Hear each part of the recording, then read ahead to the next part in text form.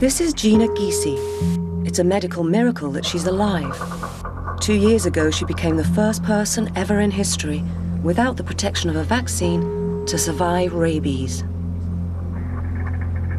Her regular doctor came in. His face turned white. And we were done at that point. Yeah. We didn't know what to say. Rabies is a killer, one of our most ancient and deadly enemies. When doctors see these symptoms, there's nothing they can do. Rabies is 100% fatal, a death sentence. But Dr. Rodney Willoughby refused to watch Jeanna die.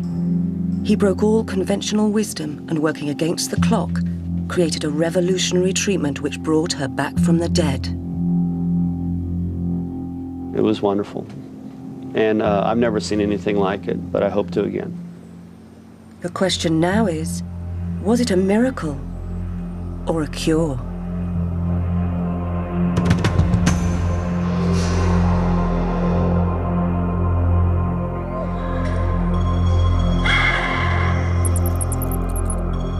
In the history of humanity, no one has survived rabies.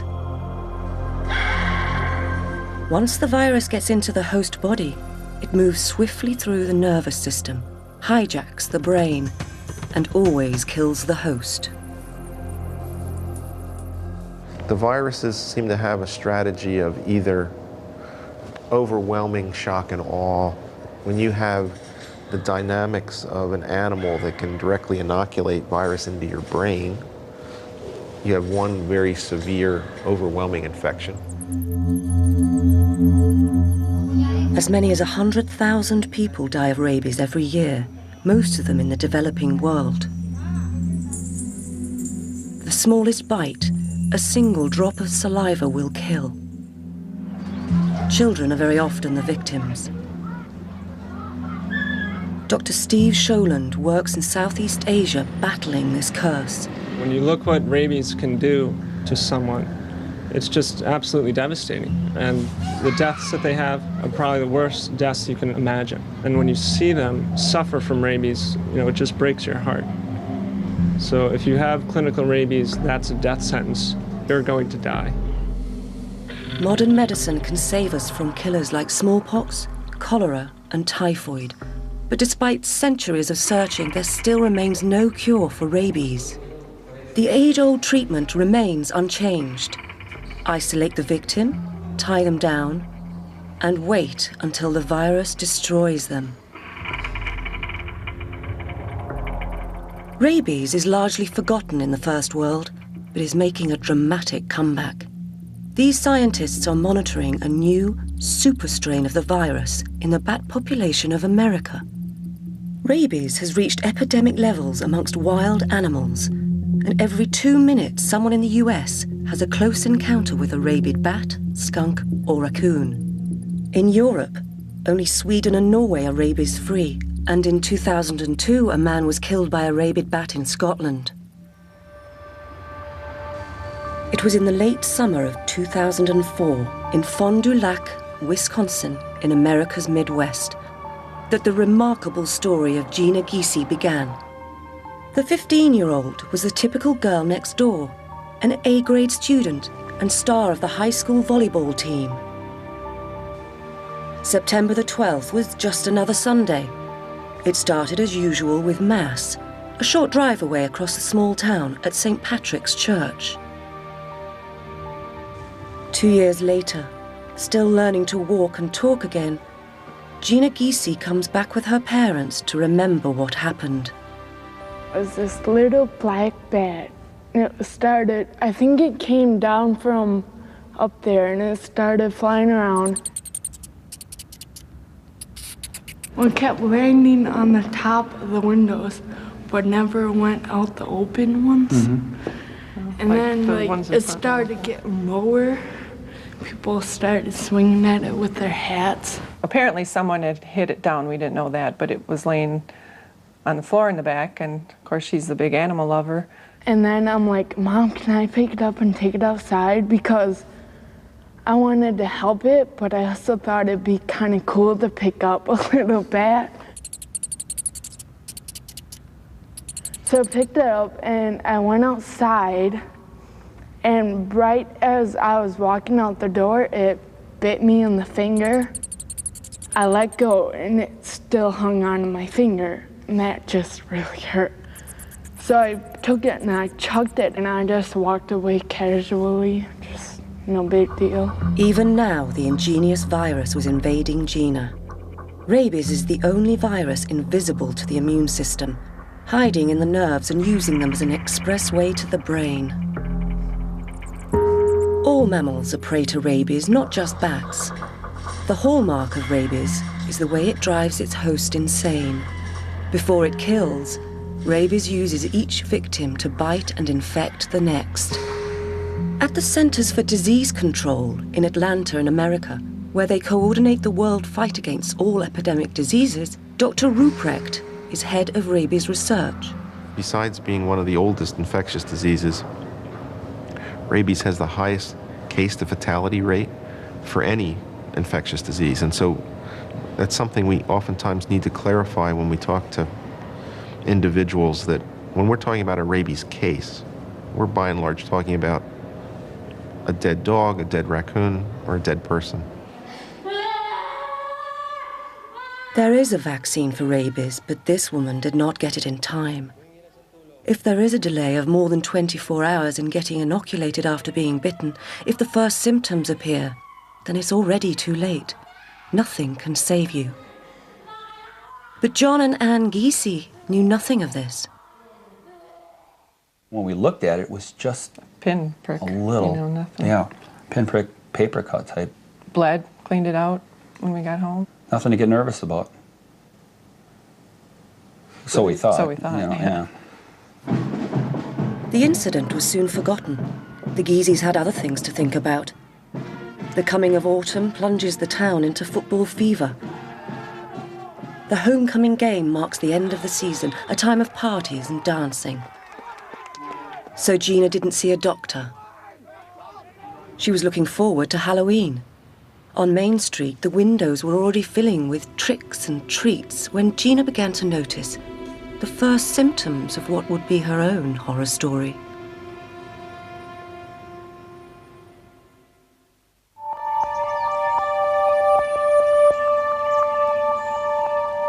When 15-year-old Jeanna Giese was bitten by a bat, she never suspected that it might have rabies. A month later, she began to feel ill. Her parents didn't know it, but by now she had only days to live. Once rabies symptoms appear, not one unvaccinated victim has ever survived. 3 weeks later, maybe, she started getting like a tingling in her arm. She couldn't even explain how it felt. It was just a real weird tingle. We're kind of trying to come up with things like, pinched nerve or something. Never thought of the bat. Once Jeanna's arm began tingling, it meant the virus was on the move, traveling along inside her nerves, headed for her spinal cord and brain. About a week later, she started getting real tired and kind of flu-like symptoms. Her hand was starting to jerk a little. Her speech was getting a little slurred. If the person doesn't know they're infected or realizes the danger from that event, exposure to a rabid animal, when you start to present, you present with very vague, nonspecific flu-like signs. By the time you find out that it's something a little bit more severe than a head cold, the story's over and the person's become a statistic. This was what awaited Jeanna. But no one yet suspected rabies in First World America.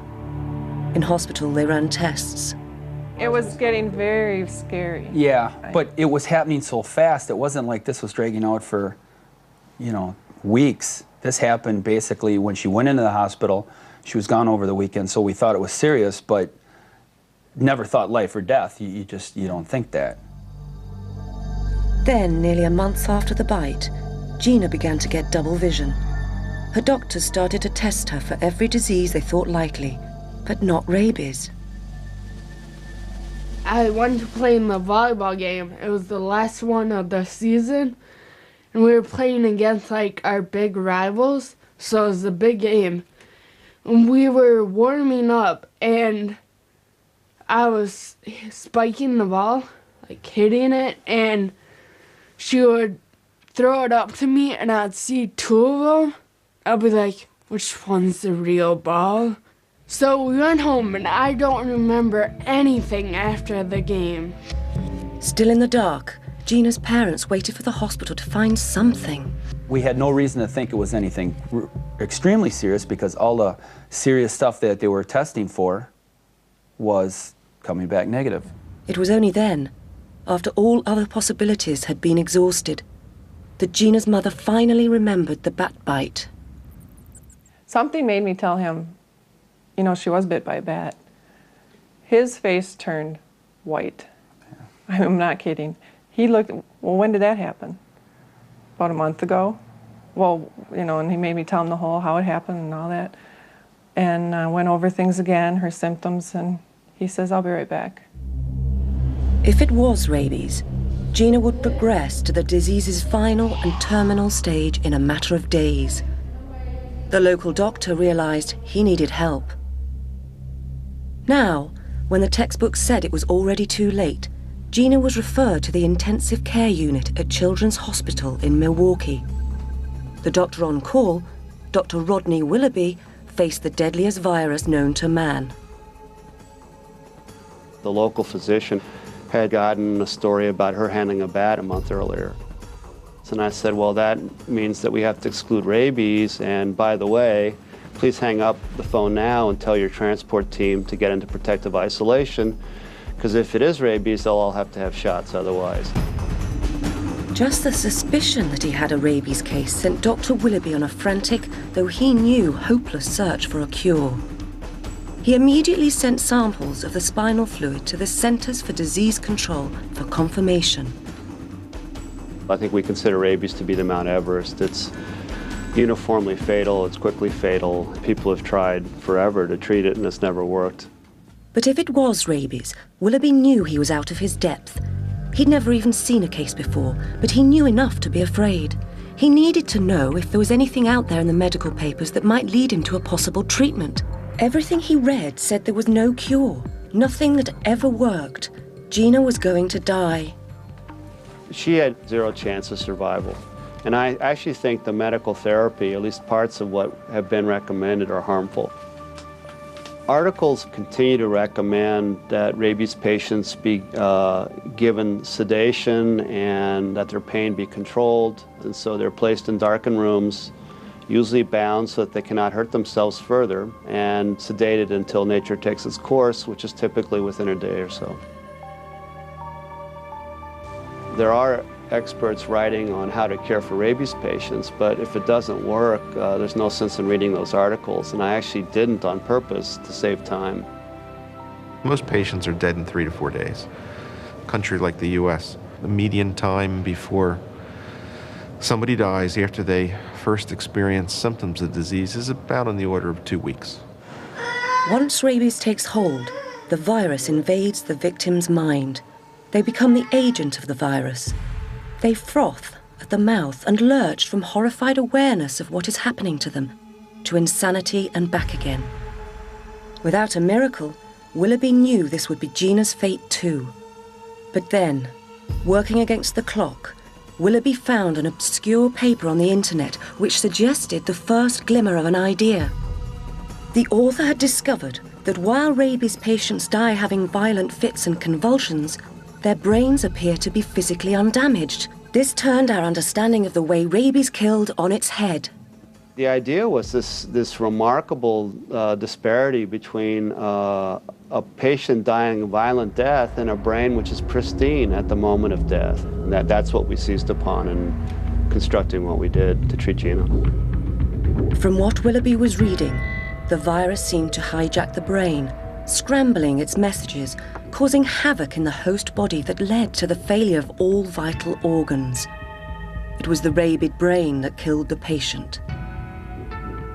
He began devising a radical treatment that might save a patient from their own brain. What was at stake here was more than Jeanna's life. In the developing world, tens of thousands of children and families are at risk.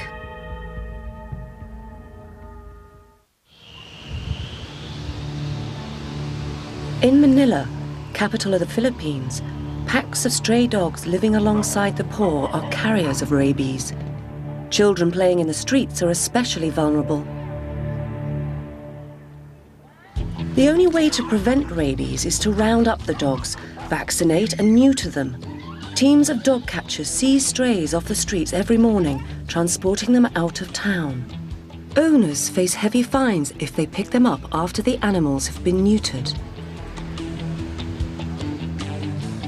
But even these measures aren't enough to stem the tide of bite victims. While there are dogs on the street, there will always be some who develop rabies, and all it takes is one bite. Dr. Steve Scholand is an infectious diseases specialist from Massachusetts. He spends every vacation in Manila.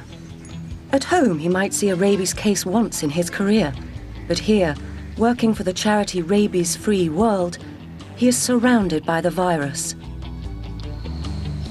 It's the rainy season.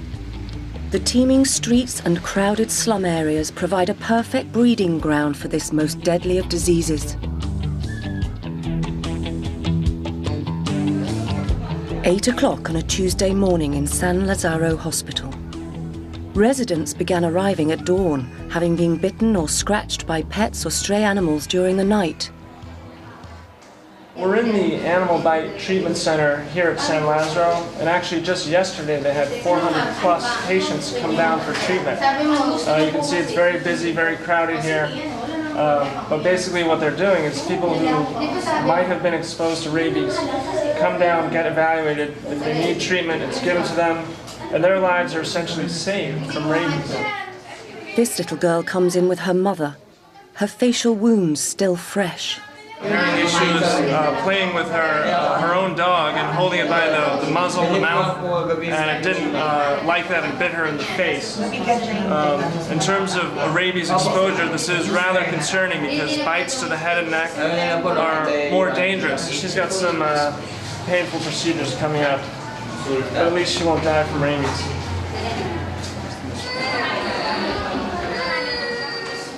Those who come here are the lucky ones. Vaccinated within a day of being bitten, they should be saved the fate of the patients upstairs in the rabies ward. We're getting ready now to place an IV in our rabies patient. It's quite a coordinated effort.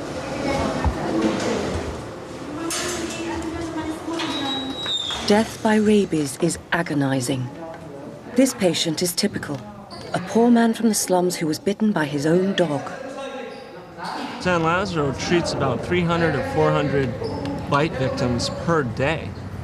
And those are the people who they're getting treatment. All these other people who are getting bitten and not getting the appropriate care, they're ones who could be developing rabies. And then what do you do with those patients? These patients just come in and they're strapped down and they die. And they die quite horribly as well. I mean, to die from rabies is awful. Willoughby's quest for a cure has implications for rabies sufferers the world over. But in Wisconsin, he couldn't do anything until he had official confirmation from the Centers for Disease Control, where he had sent her spinal tap samples, that Jeanna actually had rabies. This sure looked like rabies to me. Jeanna was getting considerably worse. She was salivating a great deal, which is again part of rabies, requiring her to be placed on a breathing machine. And she was fighting it so bad. Her everything, the alarms were going off. I'm sitting over in the corner. He wasn't there. No. Just going nuts, like, what is going on? You just feel so helpless. I was never so scared in my life. Seeing your child laying in bed, you know, that's sick. Dr. Willoughby said the CDC confirmed that it was rabies. And we were done at that point. Willoughby knew Jeanna had only hours left to live and threw himself into one last effort to create the cure that had eluded science for centuries. He already suspected that the key was the way rabies killed, hijacking the brain and scrambling its signals, sending the body haywire. His breakthrough was to realize that if he could shut down the brain, he could stop the virus in its tracks.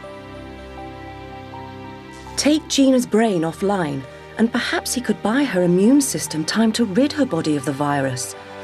He'd put her into the deepest of comas, denying Rabies the chance to kill Jeanna by effectively killing her himself.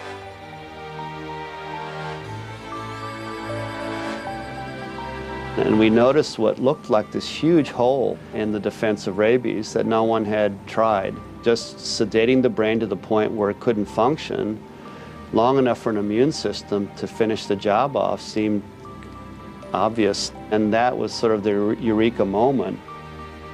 And so the plan was stitched together in half an hour, and the other half an hour was debating vigorously whether we should even mention it to the family.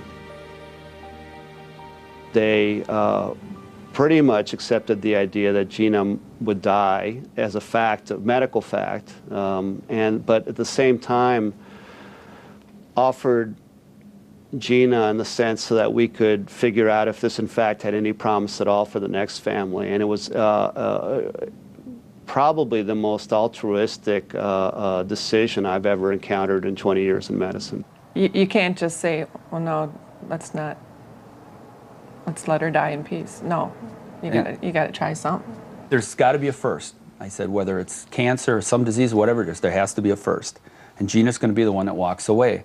And from that point in time, I guess I reached down in myself and I clinged on to whatever faith, I could get, and I started believing that. It was sort of a far out idea, but hey, we had nothing else to lose. The things that were tried and true resulted in failure before. I haven't seen 100 patients die of this. I've never seen anybody with rabies before this case. So ignorance is bliss, and we're can-do. We're Americans, I guess. Maybe I should have had more doubts, but we'd never make any progress unless people basically went after the hard stuff. So Willoughby went ahead with his experimental protocol, unheard of in the treatment of rabies.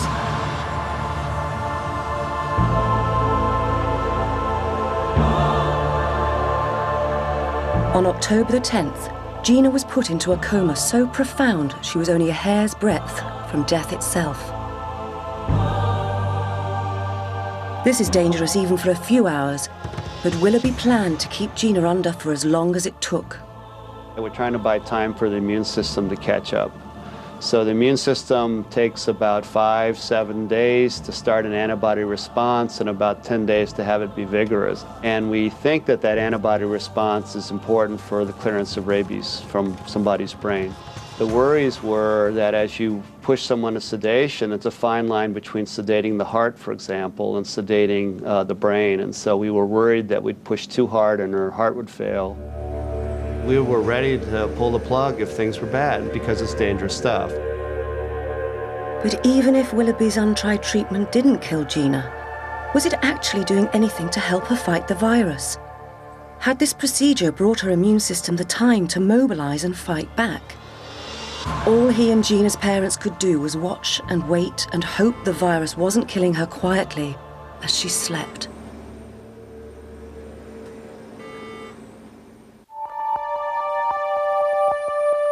When Jeanna Giese was infected with rabies from a bat bite, her doctor, Rodney Willoughby, knew the textbook said that she would die, but he refused to give up on her. In a few hours, he developed a radical treatment which might buy Jeanna's immune system time to fight the virus. She'd been in a chemically induced coma, perilously close to death, for 6 days. We had no idea what we were doing. So, you of course worrying that that it's not going to work, and you're worrying that it's going to harm the patient. We were expecting rock and roll, and nothing was happening. And that was 6 days to think about what's coming up and whether we're going to have a total disaster or a dead patient or whether this is going to work. That's 6 long days. While Jeanna's life hung in the balance, her mother kept a diary of her feelings. Dad, Jonathan, Matt, and BJ came up. It was the first time they had seen you since last Saturday you were home. It really hurt for me to see them because I knew how much they were hurting.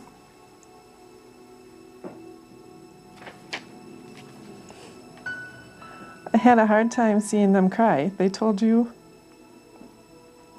to get better, and they said they love you.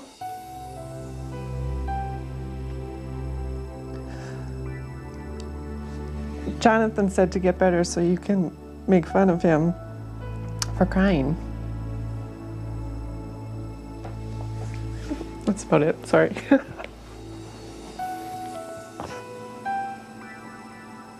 After 7 days at the very edge of death, came the first signs that Jeanna's immune system was making antibodies to fight for her life. It seemed Willoughby had pulled her back from the brink. But what he didn't know was what damage the virus, or he himself, had already done to her. Our great fear was that we would end up with a person so heavily damaged that they wouldn't be able to move or do anything, or even worse, what we call a lock-in, where someone's there cognitively but has no muscle function and can hear and see but can't speak or swallow or do anything else.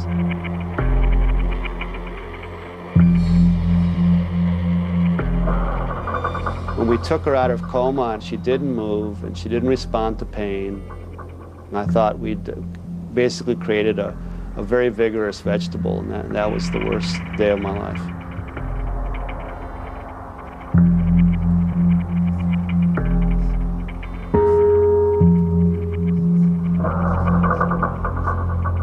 Willoughby's nightmare was that he had saved Jeanna's life, only to condemn her to a living death. Trapped forever in her own mind.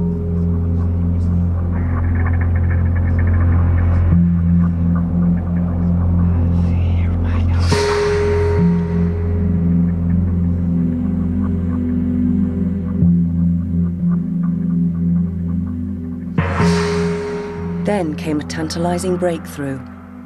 Jeanna moved. 10 days after he started his revolutionary treatment, she opened her eyes. But was Jeanna in there? Or was this just random muscle activity?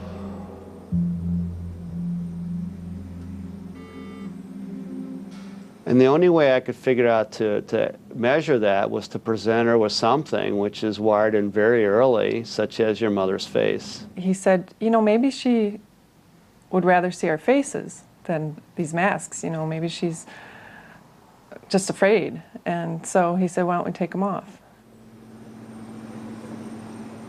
If her eyes tracked her mother, then Jeanna was fighting her way back.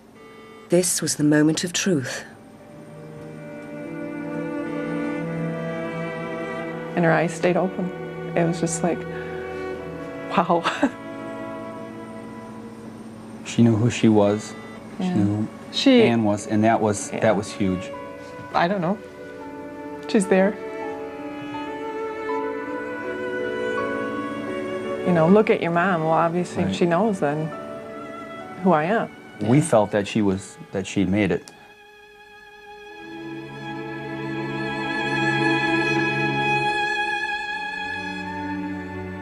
Rabies unwires you completely, and it appears now it takes you at least 2 years to fully rewire. The plug had been pulled, and then you get plugged back in again. And so as you come back, you have to learn all over again. When I woke up from the coma, I couldn't talk.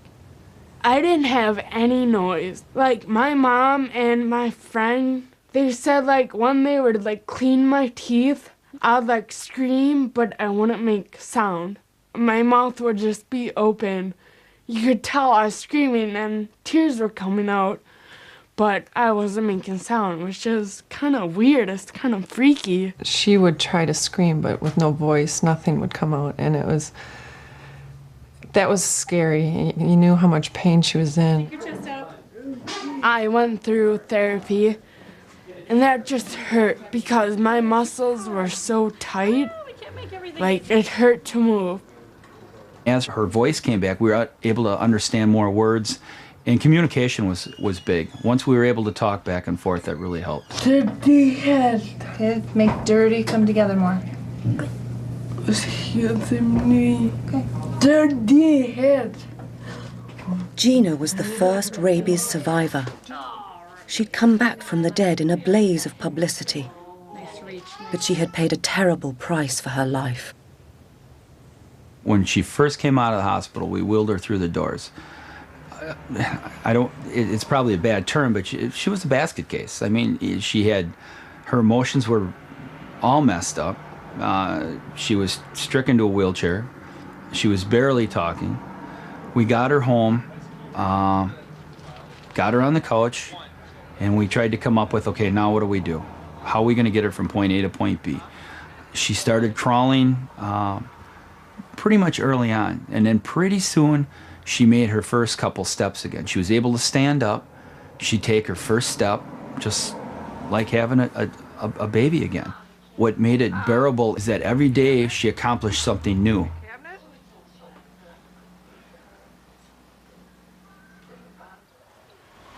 You smile. You look at her when she's doing something, whether it's anything. If she's yelling at you or having one of her tizzy fits or beating on her brother or whatever she's doing, you smile. It changes everything. It makes your life, it changes it. It's really hard to explain. You know what it's like when you have a newborn baby, you look and you know your life has changed. We've had this twice with one person. A year after leaving hospital, Jeanna was rediscovering her love of riding and combining it with physiotherapy. When I first get on the horse, it's kind of hard. Like sometimes my left arm just doesn't want to pull me up and I kind of sit there. But once I'm up, I'm fine. I miss this. Being in the saddle gave her back a sense of balance and confidence. The driveway, up, and then... Her recovery was remarkable, but her father still clings to a memory of the Jeanna he lost and may never regain. Jeanna's... Hey, this is Jeanna Stell. I can't answer right now, so leave a message. Hi, Jeanna. I love you. Her message is from before she was bit. And she never changed it. She never updated it. So her voice, the way she used to be, is on there. And it's kind of special.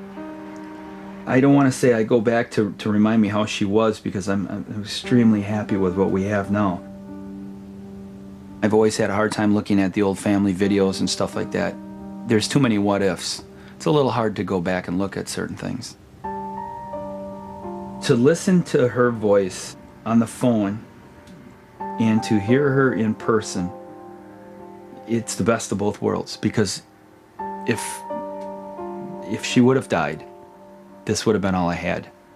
This would have been it. This would have been the last thing we would have had. For the Giese family, the nightmare was over. Dr. Willoughby faced a new challenge, convincing the medical community that her recovery was more than a fluke. He thought he had invented a cure, but to prove it, he had to get the protocol repeated. So Willoughby decided to publish the protocol on the web, where any doctor could use it. I put the protocol up on the web because we think this can be done again, and this is one of the world's most awful diseases, and all we need is 1 or 2 more patients, and this is a proven medical treatment. This is a simple story that's gotten a lot of media attention. By now, the word was out. At a major international news conference, Willoughby, who wasn't a rabies specialist and had only seen one case, was about to tell the world's experts on rabies that he had succeeded where they had failed. Perhaps not surprisingly, the reaction was decidedly mixed. Willoughby had a fight on his hands. It remains doubtful whether she made her recovery by her own. What about the use of therapeutic coma? There's really no basic scientific support of that hypothesis. Rabies seems to kill people pretty regularly. I'm a little puzzled by this attempt to want to explain this away. I think you have to prove us wrong, and I think the idea is that this is medically and scientifically as sound, and we have 1 to your 0. While the critics argued that Willoughby's protocol should be stopped in its tracks, for others, like Dr. Scholand in the Philippines, the possibility that the protocol might work brought hope to a world where before there was none. Well, I think the protocol is genius, and no one even approached the treatment of rabies in this way, of letting the immune system wake up, do its job, and take care of the infection. You know, that's what immune systems are supposed to do. And then here, Dr. Willoughby and his group developed this protocol, and it actually worked. You know, maybe it's not going to be 100%, but, you know, if it's 50%, I'll take that.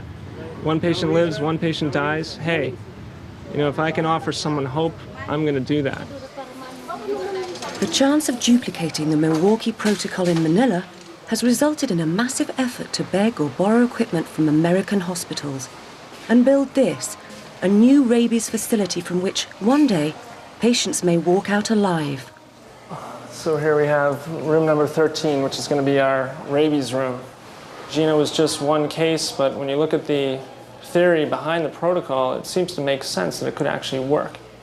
And I think with rabies, given that it's such a devastating disease, you know, why not? You know, why not try something that could really work? You know, there's so many patients coming in here to San Lazaro. I feel you've got nothing to lose. I've been lucky enough to actually meet Jeanna. You know, you could see her, you could touch her. It was like doubting Thomas. You know, you could actually believe. So whether the treatment protocol actually worked or whether a miracle occurred, nobody really knows. But I also believe that science can work miracles. Without big money behind him, Sholand, like so many battling rabies, has little chance of being the first to save a second patient.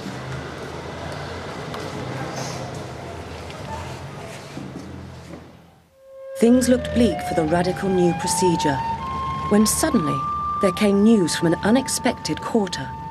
In Thailand, one of Dr. Willoughby's main detractors, Dr. Hemachuda, had admitted a young patient with the first symptoms of rabies.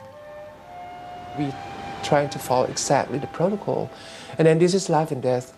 Although I do not believe much in the protocol, but if it serves life, so this matters the most. The second person to undergo the radical new procedure that had saved Jeanna, known as Mr. B, had come to Bangkok to earn money to pay for his wedding. Like many Thais, he had adopted a puppy from the street. The dog became infected with rabies, and when it nipped Mr. B, tragically so was he. Mr. B did not go to the doctor for a rabies shot because he thought it would cost him all of the money he was saving for his wedding. In fact, the vaccine is free.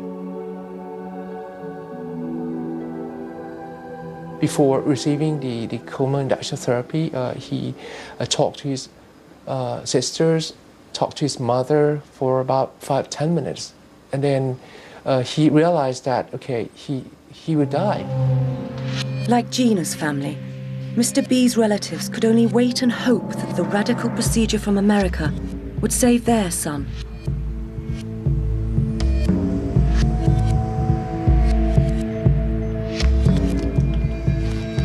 Once Dr. Hemachuda and his team had put Mr. B into a deep coma, they began to test his spinal fluid to see if he was producing antibodies to fight the rabies. Jeanna's immune system was making them from day one. But multiple testing showed that Mr. B had none. We could not demonstrate any antibody at all in the serum as well as in the CSF. And this may be regarded as bad news.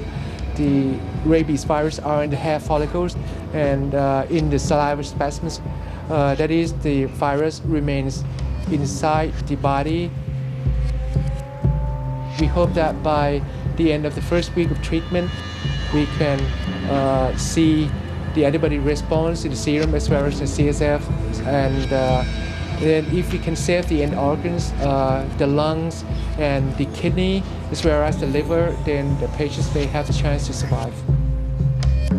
As Mr. B lay in the near-death coma, the doctors carried on testing for signs of a fight back from his immune system, knowing the survival of only the second rabies victim in history would spell success for the Milwaukee Protocol.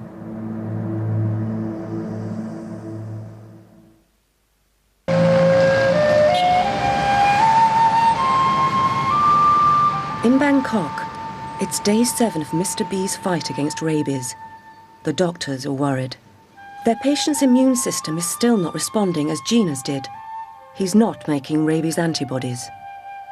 In the depths of coma, Jeanna's immune system woke up and fought back. His has not. Tests show the rabies is now multiplying at a furious rate. Mr. B's saliva is filled with virus, and his organs are now failing. It's developing some complications of the lungs. And then today, this is day 7 after the treatment, we start having problems with the kidney failure. Within 24 hours, riddled with rabies, Mr. B's heart has finally given out. He is pronounced dead. The protocol has failed.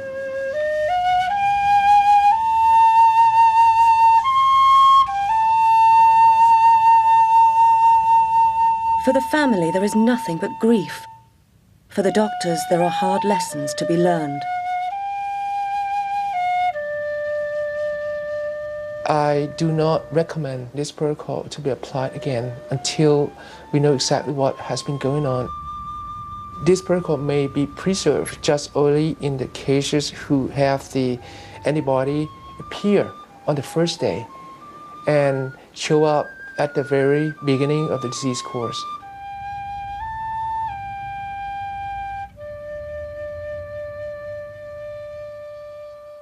You think I should be depressed and demoralized by this, but the theory holds. It holds with a substantial amount of laboratory underpinning now in terms of the literature and the experiments we've done. And so I'm really sure we're right. And if we can just get a break, and the nice thing is for this is that if we get one survivor more or two, we're done. This isn't going to take 10,000 or 100,000 people to prove this. We just have to use baseball analogy, we can connect the bat once and knock it out. We're done. When you see the patients, when you see the families suffering, how can you give up? You're talking about, a handful of attempts. For any great discovery, to get it right on the first go, why give up after it's really been tested? I don't believe that it's actually been given the full trial that it needs to be before you can say, this doesn't work, forget it. Go back to your old way of treating rabies patients, just let them die comfortably.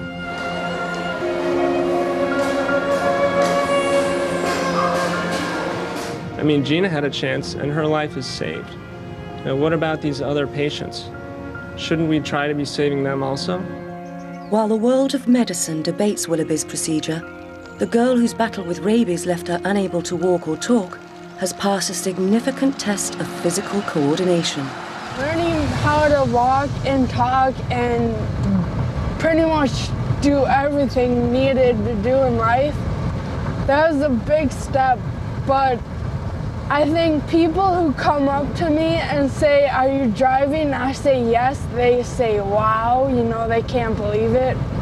So I think it's a pretty big step. I am kind of bitter. I was ready to play senior volleyball, it was really big. And now that I can't, I guess I'm kind of pissed off, but, it's kind of something that you have to deal with. At the point where rabies interrupted her life, Jeanna was looking forward to the annual homecoming ball. Tonight, 2 years on, she's going to make up for lost time. To me, she looks the same as she did before the rabies. To see her this way again it's just amazing that she's come so far. I'm excited about the dance tonight, but I'm also nervous because I haven't been to a dance since my freshman year. So it's gonna be kind of different, kind of remembering how everything goes. I think it's kind of cool because the first dance that I go back to is actually in my senior year. So it's kind of like a big accomplishment. Hey! Whoa, you look really nice here. I was really happy. For the past 2 days. Thank you. These actually say my name, Jeanna, and then on the other side they say miracles happen. And my best friend She made them for me. Right in the eyes. Your soup's getting cold. Let's go. Okay. Have a good time. See you guys. Careful. Bye. Yeah. Seatbelts. There were some sad times in there. You know, wondering what's going to happen, if she's going to make it. And to see her, you know, leave now, smile on her face and happy, you know, it's really special. Now these things.